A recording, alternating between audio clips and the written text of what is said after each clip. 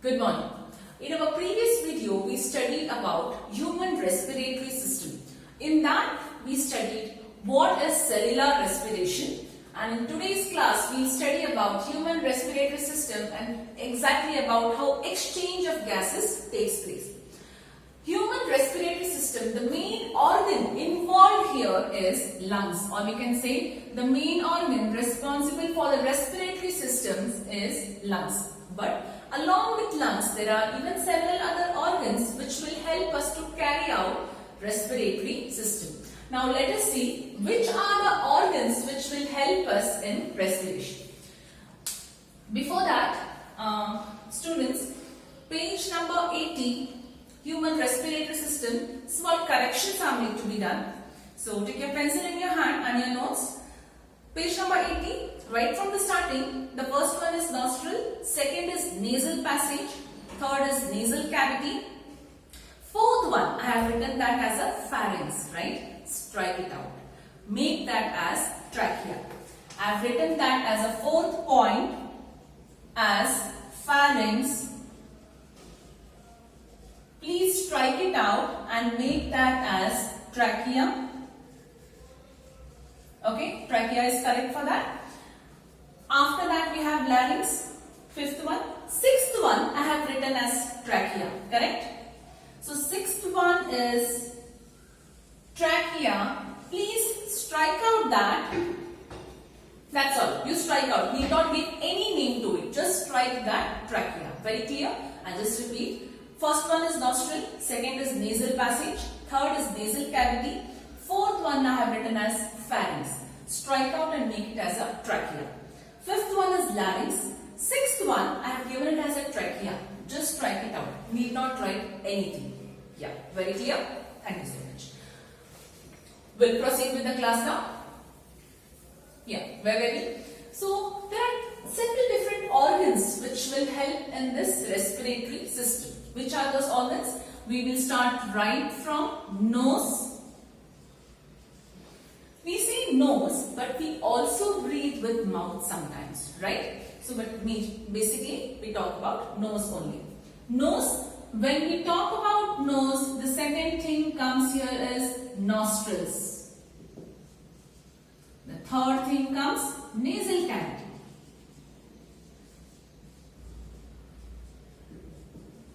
This whole portion, this is called as a nasal cavity. Fourth one, we again go to the previous what we have already studied there. Fourth one is pharynx. After pharynx, epiglottis. Remember epiglottis? Yes, we'll discuss that. Sixth one is larynx. It's a very beautiful process. Life processes chapter is so beautiful that we get to know each processes what is actually happening inside our body. So rather than just by hearting or something, I want you all to understand the concept better. Seventh, after larynx, we go with trachea. Then we have bronchi. I'll write 9 here. Then we can call it as the next one is bronchioles.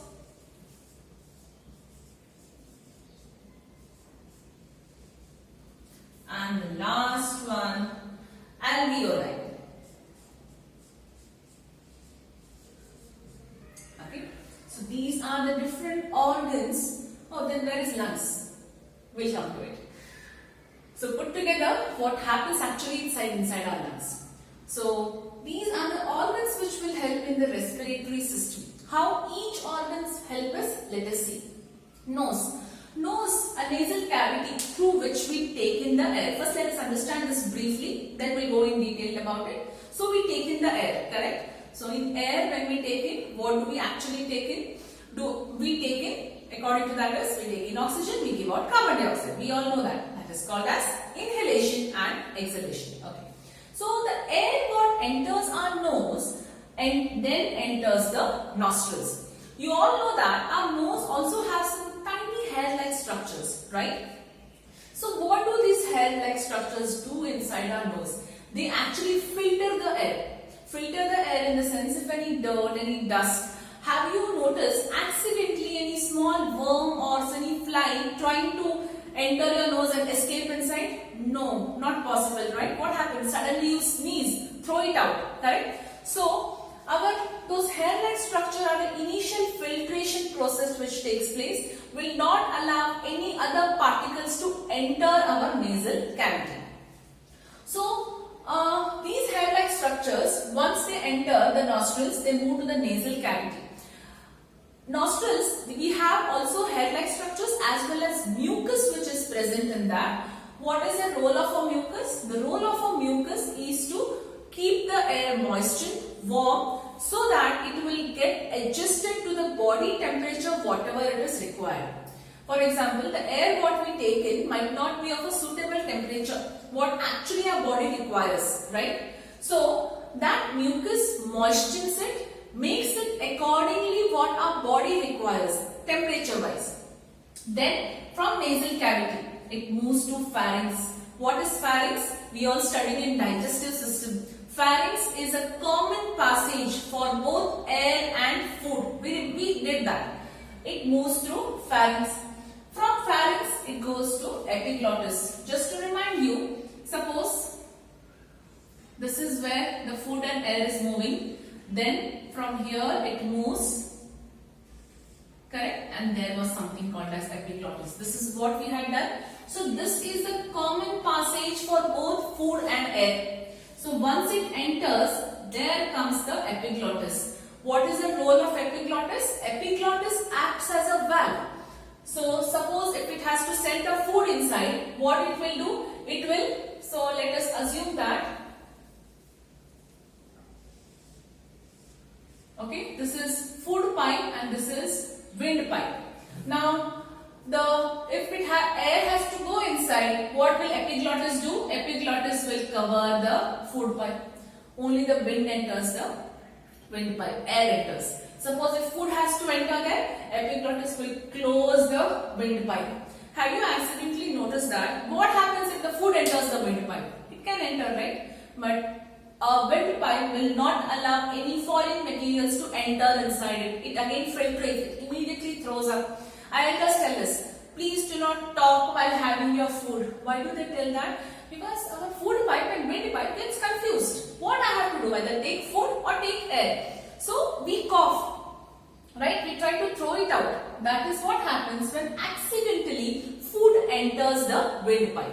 So the windpipe will not allow any foreign materials to enter inside it. Okay, let's go to this. So pharynx, a common passage for both food and air. Then comes the epiglottis, which acts as a valve so that the air enters the windpipe and the food pipe is closed. Food pipe is nothing but esophagus. Then it moves through larynx. What is larynx? Larynx is what we say, it's a house of vocal cords, voice box, what we say. From larynx, it moves to trachea. This is trachea, right? A pipe-like structure is trachea. So trachea has a cartilaginous or cartilage kind of a ring-like structure surrounding to it. Now, it is actually not a ring-like structure, it is actually a C-shaped structure. Why it is a C-shaped structure? Because now let us assume that this is a windpipe, okay? Exactly behind is the food pipe. So if I just turn this is my food pipe behind, what you can see, and this is the windpipe. Is the windpipe and food pipe attached together? Yes, they are attached together.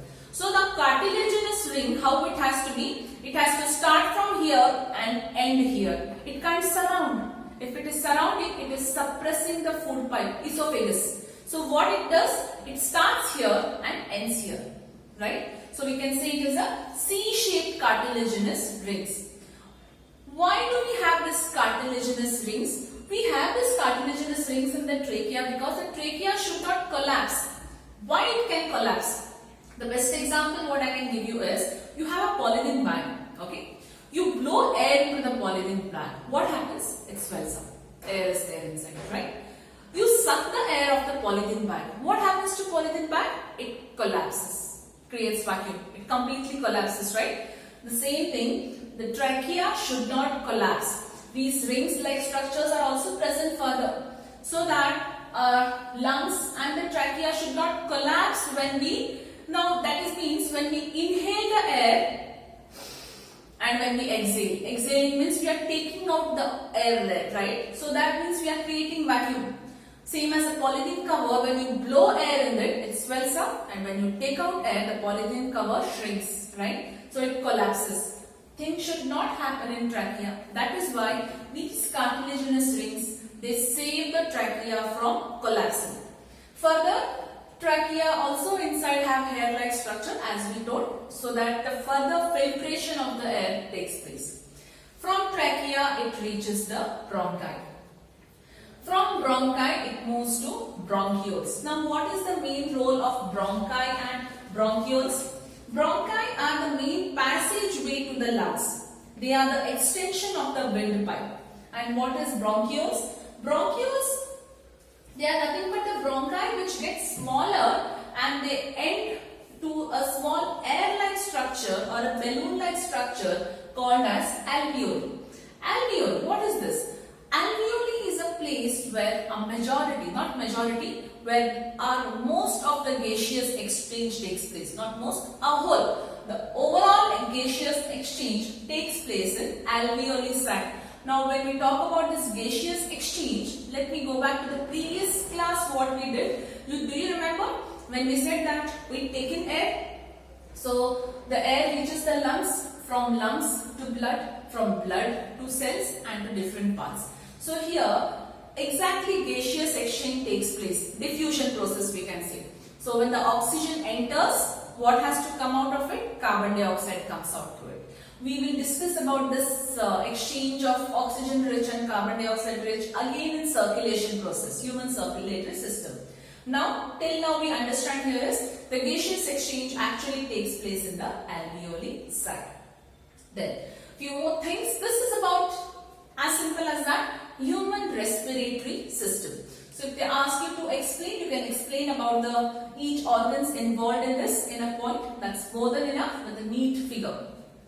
Then, the end of the respiratory tract, that is lungs, we have a line which is separating. That is called as a diaphragm. Diaphragm separates our body into the upper portion and the lower portion. The upper part is called as a thoracic region or a thoracic cavity. And the lower portion, which we call it as an abdominal cavity. Now, so this is about human respiratory system. Let me tell you a few more points about things about exhalation and inhalation. We all know that inhalation, what do? We take in, and exhalation, we give out. We take in oxygen, inhalation, we give out exhalation, carbon dioxide. What actually happens here? Practically you can see and you can do and see along with me. So when we inhale the air, that is oxygen. So when we inhale, what is happening with our body? Are the lungs moving up? Yes, the lungs are moving up. It is filled with air, right? And when you exhale out, the lungs are pushed out. You can try this and see. So this actually happens. Why are we able to inhale and exhale? Because there is a very high pressure outside our body, that is our outer environment, and a very low pressure inside our body. That is the reason we are able to take in, that is oxygen or take in air. So once we take in oxygen, what happens? There is a high pressure created inside our body and low pressure outside our body. That is why we are able to exhale out. Yes, now let us understand the exact difference between inhalation and exhalation. So let us jot down in points. Now the first point, as we discussed, when we take in oxygen, what happens? Let us do that practically. We are taking in oxygen. So what is happening here? Our thoracic cavity is expanding. I will just write here, thoracic cavity